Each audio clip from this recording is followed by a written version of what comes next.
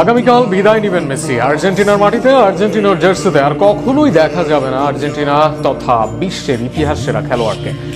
মনুমেন্টালে বসে দর্শকদের সুযোগ নেই আর লিওকে মিডাস তাসের সঙ্গে মেলানোর, কিংবা সুযোগ নেই বিখ্যাত কোনো রং শিল্পীর তুলির ছোঁয়ার সঙ্গে তুলনা করা। তাই কাল শেষবারের মতো আয়োজন করা হচ্ছে ফেয়ারওয়েলেরও। আরো শুনুন শরীফুল ইসলামের লেখা প্রতিবেদন।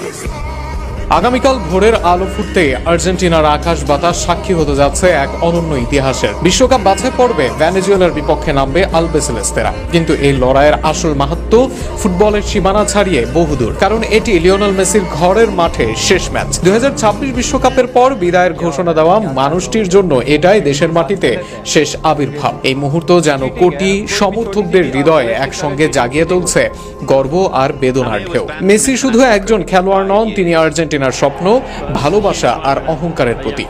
2021 সালে মারাকানার মাটিতে দীর্ঘ 28 বছরের আক্ষেপ মুছে দিয়ে আর্জেন্টিনাকে এনে দেন কোপা আমেরিকার শিরোপা।